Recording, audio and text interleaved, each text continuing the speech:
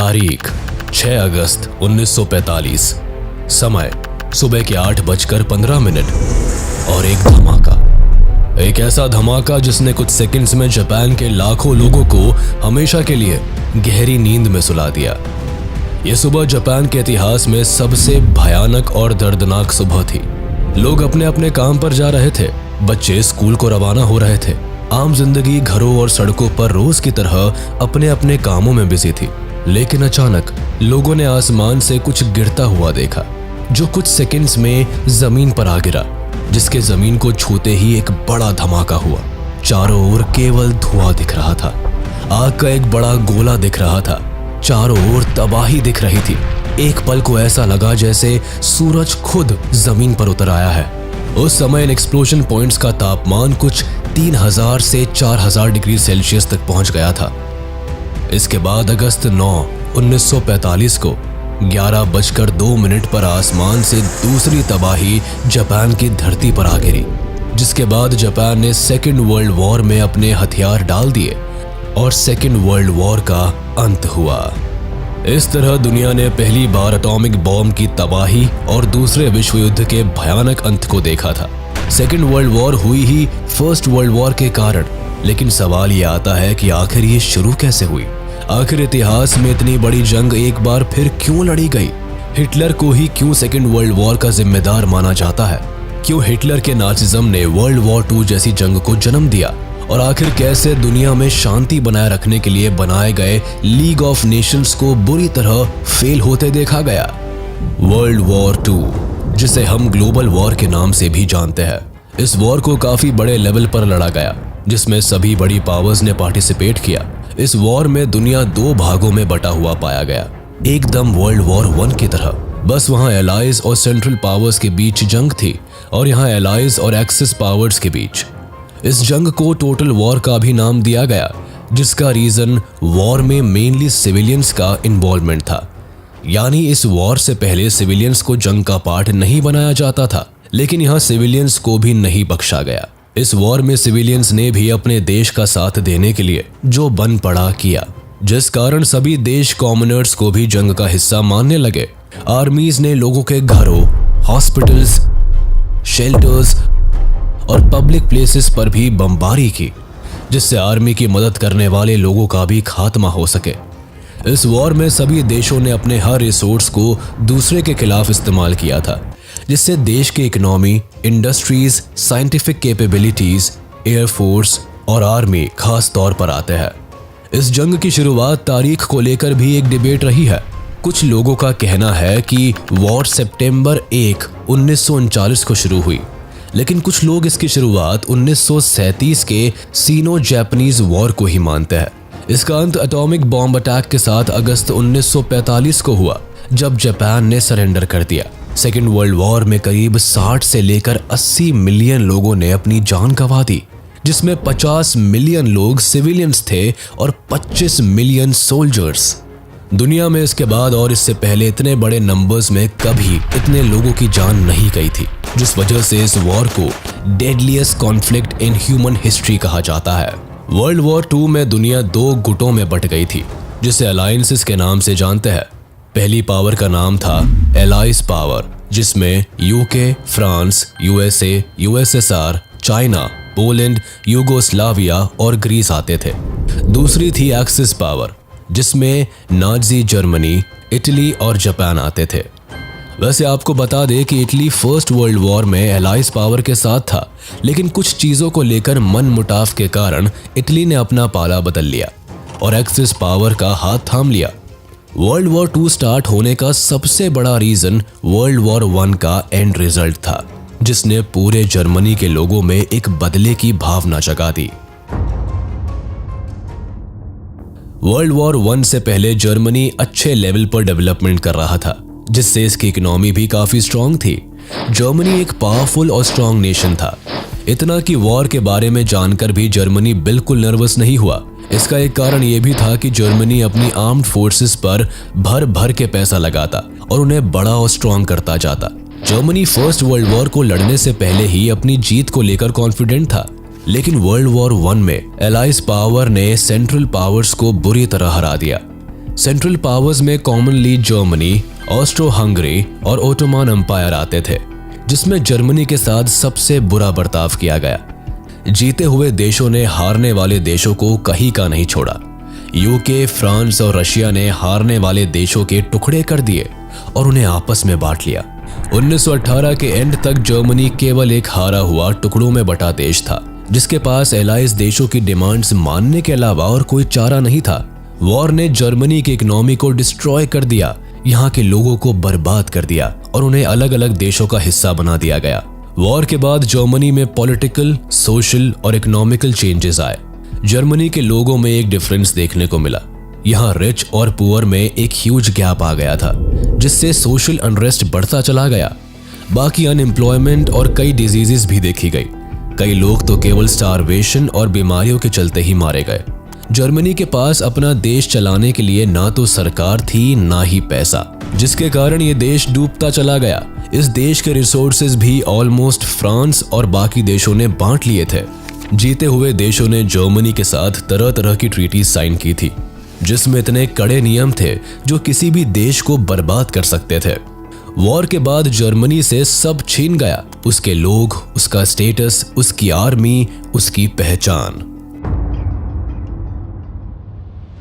World war 1 के and में जब जर्मनी हार गया तो एलाइज कंट्रीज ने जर्मनी के साथ ट्रीटी ऑफ वर्साय साइन की, जिसमें काफी हार्श और ह्यूमिलिएटिंग प्रोविजंस थे। ट्रीटी ऑफ वर्साय 28 जून 1919 को ऑफिशियली वॉर एंड के नाम से साइन की गई, जिसमें जीतने वाले सभी देशों ने अपनी अपनी सेफ्टी और सिक्योरिटी के लिए डिमांड्स रखी। लेकिन इन सब में फ्रांस ने सबसे हार्श डिमांड्स रखी। वो इसलिए क्योंकि अगर आप यूरोप के मैप पर नजर डालेंगे तो देखेंगे कि फ्रांस और जर्मनी का बॉर्डर आपस में जुड़ा हुआ है, जिस कारण फ्रांस आने वाले फ्यूचर में कोई भी रिस्क नहीं लेना चाहता था। इसके लिए फ्रांस ने सबसे पहले treaty of reparations, demilitarisation of the Rhineland region and the war guilt clause की डिमांड की। आपको बता दें कि राइनलैंड जर्मनी और फ्रांस के बीच का एरिया है, जो कि जर्मनी के पॉइंट ऑफ व्यू से काफी जरूरी था। लेकिन फ्रांस का कहना था कि जर्मनी कम से कम इस एरिया में अपनी आर्मी को कभी भी नहीं खड़ा करेगा, जिससे फ्रांस की सेफ्टी बनी रहे। इसके अलावा वॉर के दौरान वैसे तो हर देश का काफी नुकसान हुआ था, लेकिन फ्रांस ने सारा का सारा नुकसान जर्मनी के सिर थोप दिया। फ्रांस ने जर्मनी को वॉर गिल्ट बताया और वॉर में हुए लॉस को पे करने को कहा। जर्मनी पर उस टाइम में करीब 6.6 बिलियन पाउंड्स का पेमेंट थोपा गया था। इसके अलावा ट्रीटी में डीमिलिटराइजेशन ऑफ मिलिट्री की डिमांड भी शामिल थी। जर्मनी एक लिमिट से ज्यादा मिलिट्री नहीं रख सकता था। इन सारी डिमांड्स ने जर्मनी के लोगों में गुस्सा भर दिया। वो इस ट्रीटी के एकदम खिलाफ थे। इस ट्रीटी ने उनमें बदले की एक भावना जगा दी थी। ट्रीटी ऑफ वर्साय की डिमांड्स को मानने के अलावा वाइमार रिपब्लिक के पास और कोई चारा नहीं था। वाइमार रिपब्लिक जर्मनी की न्यू गवर्नमेंट थी, जिसने इस ट्रीटी पर साइन किया था। इस कारण से लोगों में वाइमार रिपब्लिक के खिलाफ भी एक गुस्सा था। वो कहीं ना कहीं अपनी हालत का जिम्मेदार वाइमार रिपब्लिक को भी मानने लगे थे।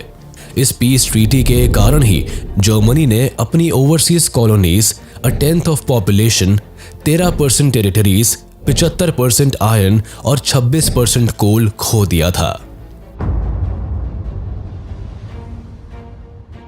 वर्ल्ड वॉर 1 के बाद लीग ऑफ नेशंस को स्टैब्लिश किया गया था, ये सोचकर कि अब फिर कभी कोई विश्व युद्ध नहीं होगा। लीग ऑफ नेशंस का काम दुनिया में पीस और हार्मनी स्टैब्लिश करना था, लेकिन ऐसा कुछ नहीं हुआ।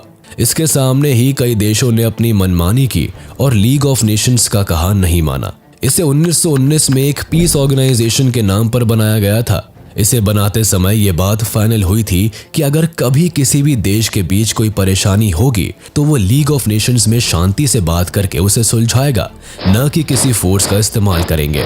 लेकिन इसे एक फेलियर के रूप में देखा गया। कई देशों ने इसे ज्वाइन ही नहीं किया और जिन्होंने किया वो बाद में इसे छोड़कर चले गए, जिसमें जर्मनी और यूएसएसआर आते हैं। बाकी लीग के पास खुद की कोई आर्मी भी नहीं थी जिसके थ्रू ये किसी भी मिलिट्री अग्रेशन को रोक पाए। ऐसे में लीग ऑफ नेशंस का फेल होना भी आखिरी में वर्ल्ड वॉर 2 का एक बड़ा रीजन बना। वॉर के बाद जर्मनी पहले ही काफी परेशानियों और इकोनॉमिक क्राइसिस से जूझ रहा था। बाकी बची कुची कसर ट्रीटी ऑफ वर्साय और वॉर गिल्ट पेमेंट ने पूरी कर दी थी। ट्रीटी के हार्श सैंक्शंस ने वहां के लोगों को काफी बुरी हालत में पहुंचा दिया। अपने देश के लोगों की हालत देख के वहां की गवर्नमेंट ने दबाकर पैसा छपवाया, जिसने जर्मनी की हालत और खराब कर दी और महंगाई खुद पर खुद बढ़ती चली गई। खैर, एक समय तो ऐसा आया कि जर्मनी में हर इंसान के पास भर भर के पैसा था। लोग कार लोड्स और पैसे से भर भर के केवल एक ब्रेड का पैकेट खरीदने जाया करते थे। बच्चे पैसों के बंडल से खेला करते थे। जर्मनी के पैसे की वैल्यू बुरी तरह से गिरती चली गई। जर्मनी की इतनी खराब हालत देखकर अमेरिका ने जर्मनी की मदद के लिए हाथ आगे बढ़ाया और डॉस प्लान को लॉन्च किया, जिसने जर्मनी की हालत सुधारने में मदद की। 1924 से लेकर 1928 तक जर्मनी में एक स्टेबिलिटी देखने को मिली, लेकिन ये स्टेबिलिटी भी कुछ वक्त की थी। 1929 में अमेरिका का वॉल स्ट्रीट एक्सचेंज क्रैश हो गया। इस इंसिडेंट ने दुनिया में मंदी का दौर ला दिया था। इवन अमेरिका की भी अगले 3 साल तक इनकम सीधे हाफ पर पहुंच गई थी। फैक्ट्रीज बंद होने लगी थी, एक्सपोर्ट्स गिरते चले गए, फार्मर्स की हालत खराब हो गई और मार्केट में पैसा खत्म हो गया। इसके बाद अमेरिका ने जर्मनी को सपोर्ट देना भी बंद कर दिया, जिससे जर्मनी को एक साथ 2 झटके लगे। एक, यूएसए के फाइनेंशियल एड बंद होने से, दूसरा दुनिया भर में इकोनॉमिक क्राइसिस आने से। जर्मनी की हालत और बिगड़ती चली गई। 1932 तक जर्मनी का इंडस्ट्रियल प्रोडक्शन 40% तक कम हो गया, जिससे अनएम्प्लॉयमेंट छाने लगा। अनएम्प्लॉयमेंट इस कदर अपने चरम पर था कि करीब 6 मिलियन लोग उस समय जर्मनी में अनएम्प्लॉयड घूम रहे थे। लोगों ने सड़क पर नारे लगाने शुरू कर दिए। लोग बड़े बड़े बैनर लेकर willing to do any work लिखकर काम मांगने लगे। लोगों का सरकार से विश्वास भी डगमगाने लगा था। लोग सरकार के खिलाफ नारे लगाने लगे, लेकिन वाइमार रिपब्लिक के पास भी कोई सॉल्यूशन नहीं था, जिसके बाद फाइनली हिटलर इन सभी सिचुएशंस का फायदा उठाता है। वर्ल्ड वॉर 2 का जिम्मेदार हिटलर था, यह बात तो हम सभी जानते हैं, लेकिन कैसे? इस बात को समझने के लिए आपको पहले यह समझना होगा कि आखिर एक सीधे साधे परिवार से आने वाला लड़का जो केवल प्रीस्ट और आर्टिस्ट बनना चाहता था, इतना बड़ा क्रूर तानाशाह कैसे बन गया? आखिर कैसे हिटलर ने करोड़ों लोगों को बिना सोचे मौत के घाट उतार दिया? ग्रेट डिप्रेशन के बाद जर्मनी की हालत नाजुक थी। हिटलर ने इस मौके का फायदा उठाया और अपनी पार्टी का प्रचार करने लगा। वो बड़ी बड़ी रैलीज करता, लोगों को इकट्ठा करता, नारेबाजी करता और सबसे जरूरी चीज स्पीचेस देता। हिटलर की आवाज में जादू था। वो अपने भाषण से किसी को भी मैनिपुलेट करने की क्षमता रखता था। उसने अपना नाजी प्रोपेगेंडा चलाया और ज्यादा से ज्यादा जर्मनी को अपनी बातों में फंसा लिया। हिटलर ने लोगों से वादा किया कि वो जर्मनी की किस्मत को बदल देगा। वो ट्रीटी ऑफ वर्साय को कभी नहीं मानेगा और जर्मनी का बदला बाकी के सभी देशों से लेगा। जर्मनी की जनता हिटलर की बातों से प्रभावित हुई, जिसके बाद जर्मनी में चुनाव हुए और हिटलर की नाजी पार्टी उसमें जीत गई। कुछ समय बाद हिटलर की लोगों में पॉपुलैरिटी देखकर 30 जनवरी 1933 को प्रेसिडेंट हाइडेनबर्ग ने हिटलर को जर्मनी का चांसलर बना दिया, जिसके बाद हिटलर जर्मनी में एक एनेबलिंग एक्ट लेकर आया, जिसके पास होने के बाद जर्मनी एक डिक्टेटर कंट्री बन गया। इस एक्ट ने हिटलर को जर्मनी की सारी पावर सौंप दी। हिटलर के हाथ में सत्ता के आते ही इसने जर्मनी का पूरा रूप ही बदल के रख दिया। इसने सबसे पहले 1933 में जर्मनी को लीग ऑफ नेशन से बाहर किया। फिर 1938 में राइनलैंड नाम की जगह को वापस अपने कब्जे में किया, जो ट्रीटी ऑफ वर्साय के अकॉर्डिंग जर्मनी से छीन ली गई थी। साथ ही ऑस्ट्रिया और जर्मनी को दोबारा एक किया गया। इसके बाद हिटलर ने वेस्टर्न जर्मनी की ओर अपना रुख मोड़ा और चेकोस्लोवाकिया पर कब्जा कर लिया। कुल मिलाकर कुछ सालों में हिटलर ने जर्मनी की किस्मत चमका दी थी। हिटलर ने अपने देश की इकोनॉमिक कंडीशन को ठीक करने के लिए वॉर का डिसीजन लिया। सितंबर 1, 1939 को हिटलर पोलैंड पर हमला बोल देता है। इस हमले के लिए भी जर्मनी एक अच्छा खासा प्लान बनाता है। जर्मनी अपने ही सैनिकों को पोलैंड की यूनिफॉर्म पहनाकर खुद के खिलाफ एक अनाउंसमेंट करवाता है, जिससे लोगों को लगे कि पोलैंड ने पहले जर्मनी पर हमला बोला है। जर्मनी तो केवल उसके किए हुए का जवाब दे रहा है। तो बस प्लान के सक्सेसफुल होते ही जर्मनी पोलैंड पर हमला बोलता है। जिसके बाद 2 दिन के अंदर ही इस वॉर में फ्रांस और यूके भी पार्टिसिपेट करते हैं। वो इसलिए क्योंकि इन दोनों देशों ने पोलैंड के साथ एक अलायंस बनाई हुई थी, जिसके अकॉर्डिंग अगर कोई भी देश इन तीनों में से किसी के ऊपर भी हमला बोलता है तो बाकी के दोनों देश उस देश की तरफ से लड़ेंगे। जिसके बाद 3 सितंबर को यूके और फ्रांस जर्मनी पर अटैक कर देता है, जिसमें Australia, New Zealand, south Africa and Canada भी शामिल हो जाते हैं। वॉर की शुरुआत में जर्मनी के साइड से जापान और इटली होते हैं, जो हर हाल में जर्मनी का साथ देने को तैयार रहते हैं। ये दोनों देश जर्मनी की ओर से वॉर एंड तक लड़ते हैं। आपको बता दे कि आखिर वर्ल्ड वॉर 1 में जो इटली, यूके और फ्रांस की ओर से लड़ता है, वो इस बार अपनी साइड चेंज क्यों कर लेता है? दरअसल वर्ल्ड वॉर 1 के एंड में इटली को एलाइज पावर के द्वारा इग्नोर कर दिया जाता है। वो इटली की डिमांड्स पर भी ध्यान नहीं देते और तो और वॉर एंड में बाकी सभी देशों को भर भर के फायदा होता है, लेकिन इटली के हिस्से कुछ नहीं आता। इवन इसकी तो वॉर के कारण इकोनॉमिक कंडीशन और खराब हो जाती है। इटली इन सारी बातों से एलाइड पावर से नाराज होता है, जिस कारण से इस बार वो जर्मनी का साथ देता है। वॉर की शुरुआत में हिटलर समझदारी दिखाता है और सोवियत यूनियन के साथ हाथ मिला लेता है। वो चाहता था कि जर्मनी एंड सोवियत यूनियन एक साथ पोलैंड पर हमला करे, जिससे उसे तुरंत सरेंडर करना पड़े, जिसके बाद जर्मनी और सोवियत यूनियन उसे आपस में बांट ले। और हुआ भी कुछ ऐसा ही। दोनों देशों ने उस पर एक साथ हमला किया और जीतने के बाद उसे आपस में आधा आधा बांट लिया। ये सब देखकर फ्रांस और यूके भड़के हुए होते हैं। इस बात को समझते हुए हिटलर इन दोनों देशों को पीस का एक प्रस्ताव भी भेजता है, लेकिन ये दोनों देश उस प्रस्ताव को रिजेक्ट कर देते हैं, जिससे जंग जारी रहती है। अब एक तरफ जहां हिटलर पहले राइनलैंड, फिर ऑस्ट्रिया हंगरी, फिर चेकोस्लोवाकिया, फिर पोलैंड सभी देशों पर कब्जा करता जा रहा था, वही सोवियत यूनियन को भी ये सब नजर आ रहा था और वो भी अपनी टेरिटरी बढ़ाने के लिए जगह जगह इन्वेजन करने लगा। उसने पोलैंड का आधा हिस्सा लेने के बाद बाल्टिक नेशंस पर हमला किया, जिसमें एस्टोनिया, लाटविया और लिथुएनिया आते थे। सोवियत यूनियन इन तीनों देशों को आसानी से जीत लेता है। इसके बाद सोवियत यूनियन फिनलैंड पर कब्जा करता है, जिसके बाद सोवियत यूनियन खुद को लीग ऑफ नेशन से अलग कर लेता है। दूसरी ओर हिटलर की ज्यादा से ज्यादा टेरिटरी हासिल करने की चाह और बढ़ती जा रही थी, जिस कारण वो अप्रैल 1940 में डेनमार्क और नॉर्वे पर भी हमला बोल देता है, जिससे वो आयरन ओर के शिपमेंट्स को एलाइज पावर से बचा सके। दरअसल एलाइड पावर्स जर्मनी को रोकने के लिए हर तरह से कोशिश कर रहे थे, जिसमें स्वीडन से जर्मनी तक आयरन ओर को कट ऑफ करना भी उनका एक प्लान था। हालांकि वो इसमें सक्सेसफुल नहीं हो सके। ऊपर से डेनमार्क और नॉर्वे को भी जर्मनी जीत लेता है, लेकिन अब जर्मनी फ्रांस के लगातार इन्वॉल्वमेंट से काफी परेशान हो जाता है, जिसके बाद वो फ्रांस पर अटैक करने का प्लान बनाता है। लेकिन इस बार भी जर्मनी फ्रांस पर डायरेक्ट अटैक नहीं करता, बल्कि वर्ल्ड वॉर 1 की तरह बेल्जियम के सहारे फ्रांस पर अटैक करने का प्लान बनाता है। फ्रांस पर अटैक में इटली जर्मनी का साथ देता है, जिसके बाद 10 जून को इटली फ्रांस पर अटैक करता है। दोनों देश मिलकर करीब 14 जून तक फ्रांस के पेरिस तक पहुंच जाते हैं और फ्रांस को सरेंडर करने के लिए मजबूर कर देते हैं। 8 दिन बाद फ्रांस जर्मनी के साथ एक ट्रीटी साइन करता है और हार मान लेता है। जर्मनी का फ्रांस को केवल कुछ दिनों में हराना बहुत बड़ी बात थी। इस इंसिडेंट के बाद लोग हिटलर से डरने लगे थे। कोई देश नहीं चाहता था कि हिटलर उनसे पंगा ले। हर तरफ हिटलर के नाम का डंका बज रहा था।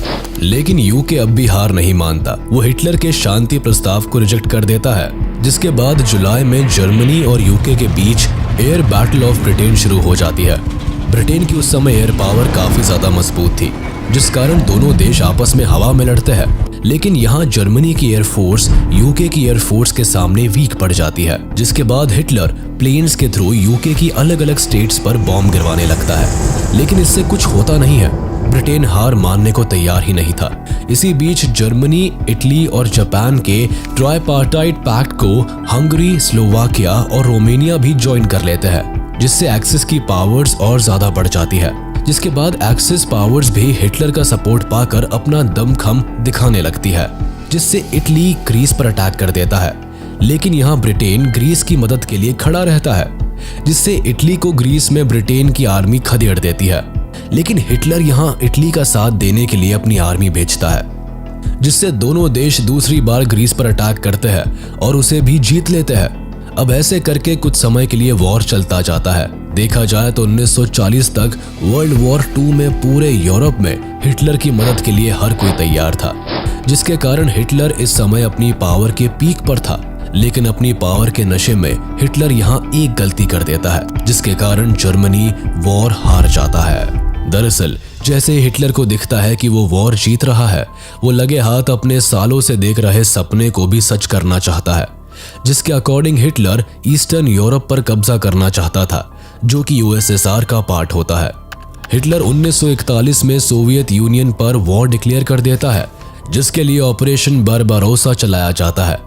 इस ऑपरेशन के तहत हिटलर सबसे पहले अपने और सोवियत यूनियन के साथ की गई रिबेनट्रॉप पैक्ट को तोड़ देता है। हिटलर को लगता है कि सोवियत यूनियन को आराम से हरा देगा। हालांकि स्टार्टिंग में होता भी ऐसा ही है। जर्मन आर्मी धीरे धीरे करके सोवियत यूनियन को ईस्ट की ओर से जीत रहा होता है। वो एक एक करके सोवियत के देशों को जीतता चला जाता है, लेकिन केवल दिसंबर तक।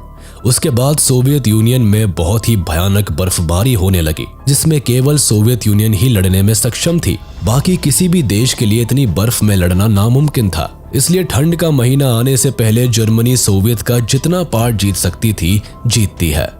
लेकिन उसके बाद सोवियत आर्मी पूरी जर्मन आर्मी को उल्टे पांव बर्लिन तक खदेड़ देती है। हिटलर वेस्ट में ब्रिटेन और ईस्ट में सोवियत यूनियन को एक साथ संभालने में नाकामयाब हो जाता है।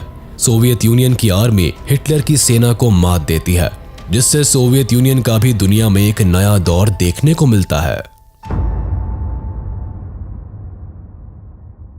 वैसे अमेरिका अब तक वॉर से बाहर रहता है, लेकिन जापान पैसिफिक ओशन में अमेरिका के पर्ल हार्बर नाम के आइलैंड पर बॉम्बिंग कर देता है, जिसके बाद अमेरिका वॉर का पार्ट बन जाता है। ये वॉर लंबी चलती है। हिटलर को दिख रहा होता है कि अब उसका वॉर पर से कंट्रोल छूट रहा है, लेकिन वो वॉर होने तक बर्लिन में ही रहने का फैसला लेता है। जहां हिटलर को जब खबर मिलती है कि जर्मनी वॉर में हार गया है, वो खुद को और अपनी वाइफ को शूट कर देता है, जिसके बाद दुनिया के सबसे खतरनाक तानाशाह का अंत होता है। हिटलर की मौत की खबर जैसे ही न्यूज में आती है, जर्मनी सरेंडर कर देता है। लेकिन जापान अभी भी हार नहीं मानता। वो अभी भी अपनी ओर से इस वॉर को जीतने की कोशिश करता है, लेकिन इस कोशिश के जवाब में अमेरिका जापान पर न्यूक्लियर बॉम्ब दाग देती है। अमेरिका जापान की 2 जगह हिरोशिमा और नागासाकी पर एक एक करके न्यूक्लियर अटैक करता है, जिसके बाद जापान पूरी तरह से बर्बाद हो जाता है। जापान पर इस न्यूक्लियर बॉम्ब का काफी खराब असर पड़ता है, जिससे उभरने में उसे सालों लग जाते हैं। हालांकि उस न्यूक्लियर अटैक के बाद वर्ल्ड वॉर 2 भी खत्म हो जाता है। 2 सितंबर 1945 को जापान सरेंडर कर देता है। वर्ल्ड वॉर 2 से यूरोप पर काफी फर्क पड़ता है। केवल यूरोप पर ही नहीं, पूरी दुनिया ही बुरी हालत में होती है। दुनिया ने पहली बार इतनी बड़ी वॉर देखी थी। हालांकि वर्ल्ड वॉर 1 भी इससे पहले हुई थी, लेकिन न्यूक्लियर बॉम्ब ने इस वॉर को एक भयानक रूप दे दिया था। पूरी दुनिया ने पहली बार किसी न्यूक्लियर वेपन का इतना खतरनाक इस्तेमाल देखा। वो बात अलग है कि इसके बाद हर देश अपने यहाँ न्यूक्लियर वेपन्स बनाने की कोशिश करने लगे। वॉर के एंड में मिलियंस ऑफ लोग मारे गए, मिलियंस ऑफ लोग होमलेस हो गए। यूरोपियन इकोनॉमी पूरी तरह से कोलैप्स कर गई, जिसके साथ यूरोपियन इंडस्ट्रियल इंफ्रास्ट्रक्चर भी बर्बाद हो गया। इवन वॉर को जीतने वाले देश भी बुरी कंडीशन में थे। अमेरिका ने अपने लाखों सोल्जर्स खो दिए। सोवियत यूनियन भी पैसों की तंगी से जूझ रहा था। आगे चलकर इन दोनों देशों में एक कोल्ड वॉर का दौर भी देखने को मिला, जो सालों साल चला और सोवियत यूनियन के टूटने के बाद शांत हुआ। इस वॉर के बाद कॉलोनियलिज्म और इंपीरियलिज्म भी खत्म हो गया। जर्मनी और इटली में डिक्टेटरशिप भी खत्म हो गई। जर्मनी को 2 भाग में बांट दिया गया, West Germany and East Germany.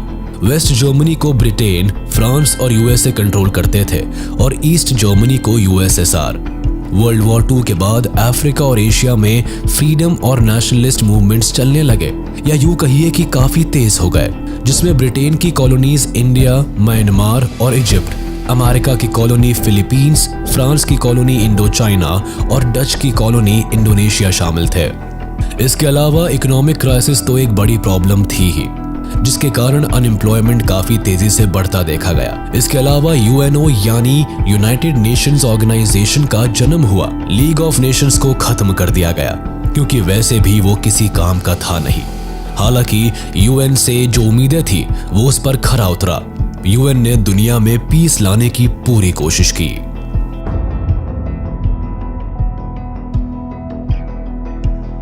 World war 2 के टाइम इंडिया ब्रिटेन के अंडर आता था, जिससे वो ऑटोमेटिकली एलाइज पावर का पार्ट बन गया था, जिसके कारण इंडिया से करीब 2.5 मिलियन सोल्जर्स एक्सिस पावर के खिलाफ लड़े थे, जिसमें से करीब 87,000 इंडियन ट्रूप्स ने अपनी जान गंवा दी थी और करीब 34,354 सोल्जर्स बुरी तरह से घायल हो गए थे। इसके अलावा करीब 67,340 इंडियन सोल्जर्स को प्रिजनर्स ऑफ वॉर बना लिया गया था। वर्ल्ड वॉर 1 के वक्त ब्रिटिश सरकार ने भारत के न सिर्फ सैनिकों को युद्ध में उतारा, बल्कि हमारे यहाँ से खाने पीने का सामान वगैरह भी अब लंदन एक्सपोर्ट होने लगा, ताकि वहाँ लड़ रहे सिपाहियों को खाने की कमी ना झेलनी पड़े। और तो और इन दिनों बंगाल के मजदूरों को अब वेजेस के तौर पर अनाज के बदले पैसे दिए जाने लगे और सारा अनाज बाहर भेजा जाने लगा। अब मजदूरों के हाथ में पैसे थे, लेकिन बाजार में अनाजों की कमी के चलते अनाजों की ऊंची कीमत आम जनता के लिए मुश्किलें पैदा कर रही थी। ऐसे में छोटे छोटे खेतीहर और मजदूर वर्ग के लोग अपने घर कर ब्रिटिश सेना में नौकरी ढूंढने चल दिए। ऐसे में लाखों औरतें, बूढ़े और बच्चे सड़कों पर रहने को मजबूर हो गए। 1943 में बंगाल में फेमाइन आ गया, जिसमें लगभग 30 लाख आम आबादी भूख और बीमारियों से मारी गई।